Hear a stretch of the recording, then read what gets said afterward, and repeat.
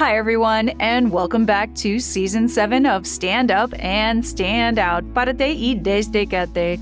I'm your hostess with the mostest, Nikki Green. As a life and business resiliency expert, I thought we would share some stories of resilience this season. It's also the 1-year anniversary of Chameleon Mindset, my best-selling book, and we are giving away a bunch of great prizes and deep discounts on my coaching programs to celebrate. Be sure to check the show notes of each episode to learn more and follow me on social media. I hope you're enjoying Season 7, and I look forward to hearing your feedback and comments on the fascinating topics we're going to cover with each guest. Hello, everyone, and welcome back to Season 7 of Stand Up and Stand Out. Párate y desdécate. We have another amazing guest today, and I know you guys are going to want to stay tuned for this because she has a number of amazing resources that may help you through your career transitions. All right, welcome, Sarah. How are you? Welcome to the show. Hi, Nikki. I'm doing wonderful. Thank you so much. I'm so excited to be here with you today.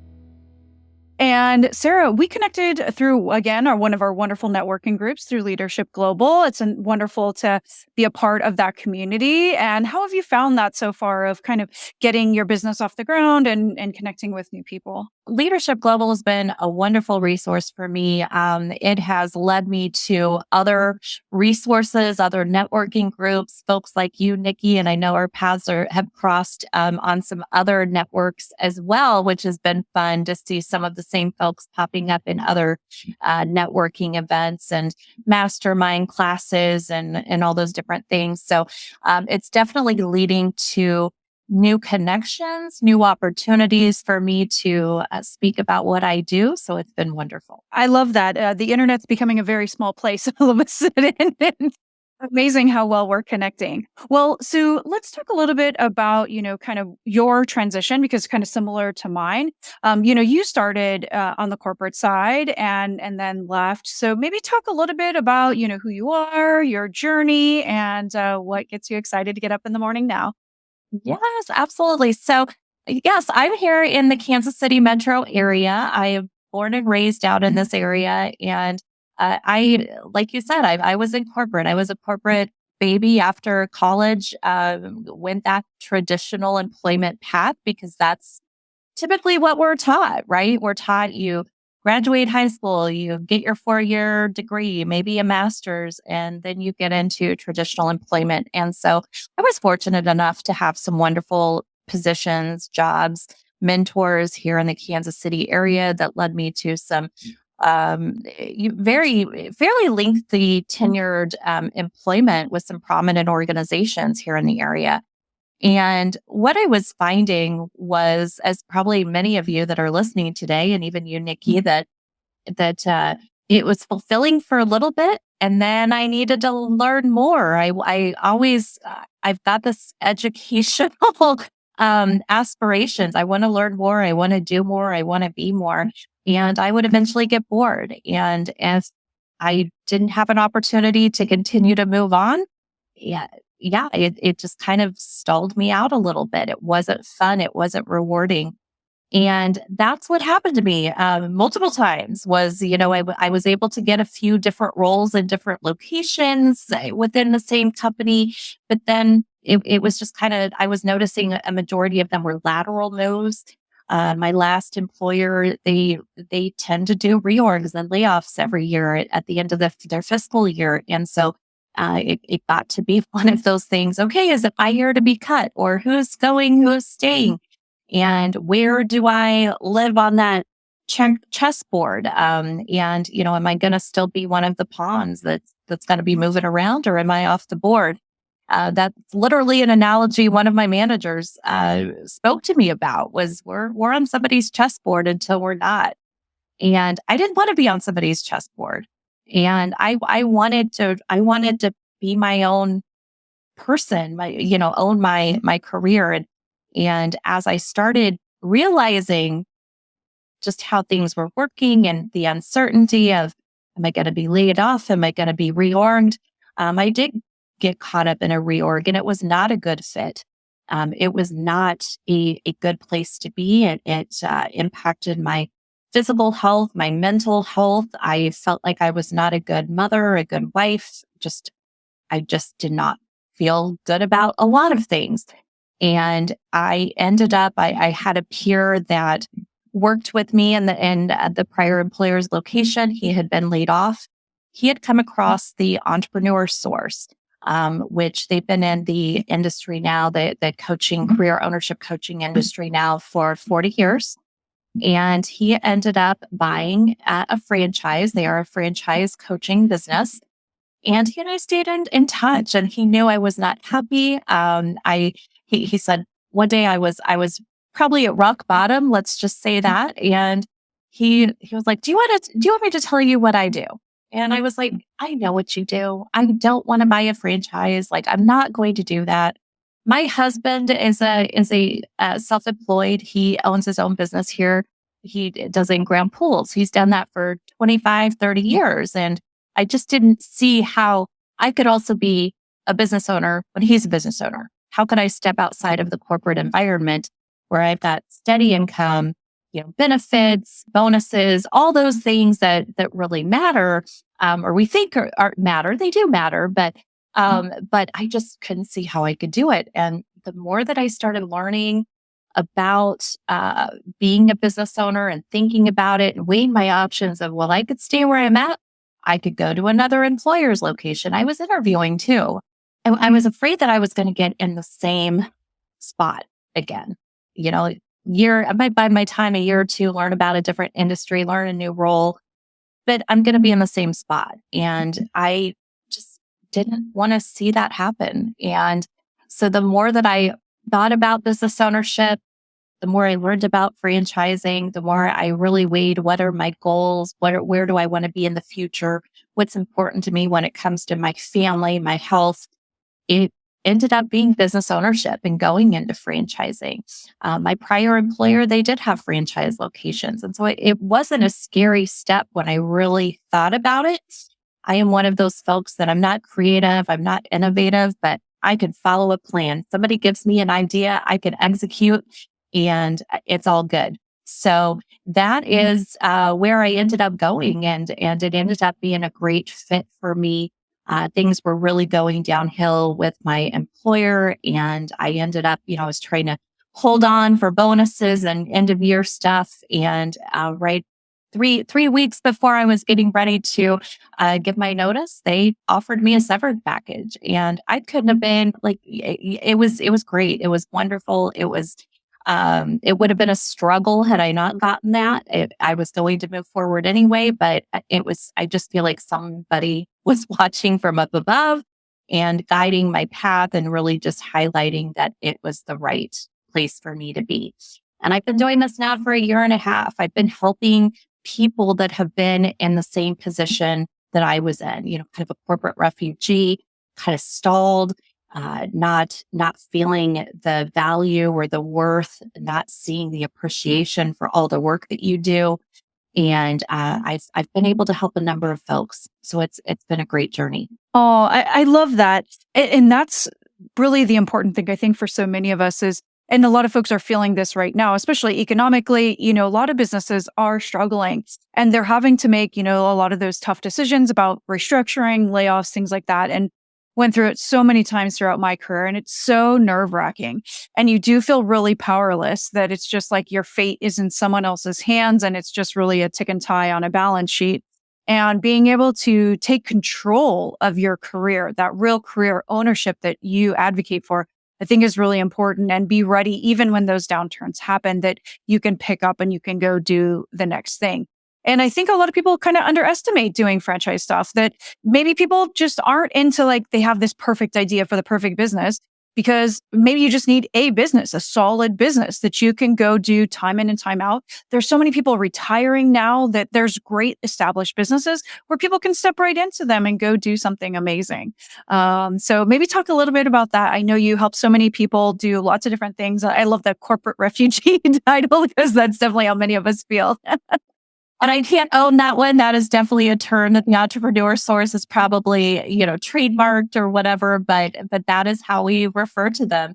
And yes, you talk about franchising, and that's one part of the experience that we do go through is talking about the different vehicles or pathways that people leverage to achieve their goals. We start very basic in the coaching journey, starting with our goals, understanding what our goals are, and then understanding the pathways that people leverage to achieve their goals. So we explore the pros and cons of traditional employment, investments, and 3 types of business ownership, which are startups, resales, and franchising. And as we go through that exercise, we come to understand that there are myths and perceptions that we've just adopted, whether it's from people telling us things we've read, things maybe we've seen people experience, but it hasn't fully been our experience. We haven't done the research or the work. And so we go through that exercise where we are weighing the pros and cons. What are the advantages? What are the disadvantages? We think traditional employment is safe and stable. We are trading off a lot. And, for a couple things that I point out to my clients is, if you bring in a $5 million contract, how much of that are you seeing in your income? What do you get back? Yes, you get a very minute piece of that. So think about when you're investing in a business or in a franchise, you do pay fees. Business ownership is not free, right? But we are giving up, we say, well, I don't have the money to fund a business, or I don't want to pay royalties or franchise fees or startup costs for businesses. Well, in essence, you're giving up what you brought to that job. You are paying royalties and fees. You're just doing it in a different way. And you're capping yourself at an income. Somebody else is telling you how high up the hierarchy you can get, how much of an income you can make. And so those are some of the trade-offs. And it's not that traditional employment isn't right for everybody. There are certain people it is a good fit for. The timing, it just makes sense because there's a lot of benefits to traditional employment. But we also have to understand what we're giving up and what we can maybe get from other pathways that we haven't explored. And that's what the coaching journey that I walk my clients through is understanding what are the advantages and disadvantages from franchising, startups, resales. What's the best path for me if I'm really open to learning what that is? Every path is different. My path isn't going to be your path, Nikki, or other listeners. Everybody's path is different. So it's just understanding what that is. And, like you said, in franchising, we've got these myths about franchising is all restaurants and fast food. I'm a franchisee and that's not what it is. It is, I've got a coaching business. How cool is that? Who knew that you could be a coach as a franchisee? So there's a lot of neat opportunities, passive opportunities, semi-absentee opportunities. It doesn't have to be brick and mortar anymore. It can be virtual. It can be remote. It can be mobile. Think about food trucks and mobile units and all kinds of different things that we can see or observe in the franchise side of things, as well as startups and resales. So we explore it all and lots of neat opportunities out there. I think it's so wonderful to have that structure because I think, like you said, when people think about going to open their own business and they're used to being an employee, one of the things that puts most people off is they're not specialized in owning a business. There's a lot of aspects to that. And the beauty of stepping into some of these things where there is already all that structure, like you said, all you got to do is really follow the plan. And then from there, sky's the limit. And I think that structure alone and just giving people a little bit of a safety net and a starting point of a foundation so that they can kind of step up from there is really, really wonderful because I think most people I know are kind of, I got to do everything myself. I got to start from the very beginning and it's overwhelming to learn. For me, I have a business degree, so from the very beginning, I knew how to open a business and I opened up several businesses while I was doing my corporate job. So by the time I came to do this, it was like, no big deal. But I know many people I talk to are struggling with this very fact of, oh my gosh, the day-to-day, like how to get the business going is very overwhelming. And so giving them a structure for that and also helping them think through the real pros and cons of things, not the fact and fiction that often, is just, old wives' tales that have been passed around. And I know you also help people transitioning from the military because that's another challenging area where, again, maybe they've got a structure that they've been used to, and now they need to move into civilian life. And they're also trying to figure out, okay, what do I do next? Maybe share a little bit about how you can help people there and maybe how they're a little bit different from corporate refugees. Yes, yes. And they're different because typically they know when they are retiring several months out. So their roadway is quite a bit longer than some of the corporate refugees that I work with. They know 1, 2 years out, hey, I'm up against retirement. What am I going to do? There are a lot of programs within the military that do help prepare these active military to retire and enter the civilian workforce. There are opportunities for business ownership that they're funding and education, business education to get them ready and prepare them. The Entrepreneur Source has partnered with the military. They've got vet to entrepreneurship programs that do help with providing that education and that connection to coaches to walk them through the journey and understand the different opportunities that are out there. Veterans do make great business owners because they're making decisions, life decisions every day. They're leading large teams. And so when they're thinking about going into that civilian workforce, it's totally foreign to them. And they seeing some of the leadership, the areas where their leadership skills can transition into a business, that they own, they're leading people can sometimes be a little bit more comforting. Now, of course, there are a lot of different funding options, grants. A lot of if a veteran tends to go into franchising, many franchises do offer vet discounts. And veterans don't know that. Even spouses of veterans can get discounts if they're going into franchising. So and that's another thing to mention too, is that spouses that are traveling with their spouses that are in the military, these spouses can also be, choose remote type options, virtual options of franchises. So it gives them some opportunities for passive or remote income while their spouses are still active duty. So that's a little bit of an additional layer there. But yeah, lots of opportunities for funding, education, resources there with military as well. And I did want to go back to the startup conversation that we had a little bit ago, because one thing that when I am talking to clients or potential clients on an introductory call, and I begin mentioning business ownership, one thing that does pop up a lot is, well, I just don't have an idea. And that's what tends to come up is when we think about business ownership, a lot of my clients think I have to have the idea. And I don't have the idea, just like I didn't, right? I didn't know. I could see myself maybe being a business owner, but I don't have that creative spark. What am I going to do? And that's one thing to call out is if you don't have that creative spark, we tend to think we have to start a business from scratch. There's other types of business ownership. And that's exactly what we cover in our coaching is understanding, hey, there's an opportunity to buy existing businesses. There's an opportunity to get into franchising. If you're willing to overcome some of the myths and perceptions, you're willing to open up your mind to really exploring how those can come into play, then we realize that business ownership has a number of different avenues to it that we can tap into, whichever makes the most sense for us.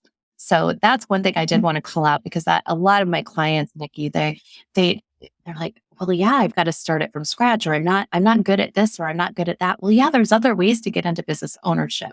So it's just getting that. Oh, you're right. Like there are businesses for sale near me, or there is franchising. I didn't think about going into business ownership that way. So those are some roadblocks that my clients do tend to overcome. Well, and I think it's so good, just start to open our minds is like we keep always thinking about this solopreneurship, like as if we have to be an entrepreneur all by ourselves. And it does get very lonely and very hard, especially when you are used to a corporate environment or military, which is almost like a family, right? And then all of a sudden you're all by your lonesome. And to be able to partner with maybe someone who does have the creative idea, but you're there to kind of run the day to day. I think there's new partnership ideas. A lot of times people are just doing business kind of with people right in their immediate circle. And that causes, family and friend issues. And, you guys don't get along because it's hard to work with people that, you're also family with. And being able to have someone who's just a true business partner that has a great creative idea that you can partner with. I think there's so much opportunity out there. And I love that you're opening people's ideas to some of these things. And we can get more and more people controlling their destiny, controlling their career, and finding the right opportunity for them, their family, and their legacy. Well, yeah, and I'd love to share a little bit about the coaching journey too. Some of the things that we explore that's unique about our coaching journey is, as I mentioned earlier, we do start with goals. We start with understanding, where do you want to be in the future, both personally and professionally? And once we know what those goals are, that's where then we tackle those 5 pathways that I mentioned earlier, the traditional employment, investments, and then 3 types of business ownership, which are startups, resales, and franchising. And that's where we work through the myths. We provide the education about how those could potentially open us up to business ownership, the curiosity, just opening those doors of, yes, I want to learn a little bit more, right? Then we begin layering in the boundaries of what a business could look like for us. How many hours would you want to spend in a business? That's where we get into, are there passive opportunities? Are there semi-absentee opportunities? What can that look like for us? And we also talk about, what industries are you interested in? What are you passionate about? What are your hobbies? Are there things that we can do that we're more passionate about? Or do we find something that's a vehicle that brings us income, but frees us up to do things we're passionate about? There's a lot of different ways to achieve being involved in something we're passionate about. It doesn't necessarily have to be the business. It could be the business frees us up to be passionate about something else and spend time doing something else that we enjoy. So it's thinking through those different things as well. And then what's unique about our journey is, up to this point, we've focused on education. We do get into funding early as well. I forgot to mention that because funding is typically a big hurdle that we face. And that can cause us to close doors if we don't understand all the different options that are out there for funding. And so we tackle that early, see if there's a path forward. If there's not a path forward, what are the requirements? Because maybe they're not as lofty as we think that they are. And once we know what those are, then it's easier to put a plan into execution and begin and still be open to learning about business ownership. And with all that education, then we move into another phase of the journey, which is more immersive. And we call this discovery. This is where I connect my clients to members in my portfolio of businesses. I've got a portfolio of almost 300 businesses that span 40 industries. And we leverage these businesses for clients to learn from successful businesses, learn what they like, what they don't like. They kind of said that, I think I want this as my boundary. I think I want my business to look like that. Okay, well, let's research that now. Let's put that into practice. Because sometimes when we think we want something, when we really learn about it, that industry isn't what I thought, or that's too many hours. That's not the amount of hours that I want, or that's not the environment that I want to work in. So that's the benefit of discoveries. We don't know what we don't know until we do the research, we have the conversations, and we really truly understand the ins and outs of what that means for us.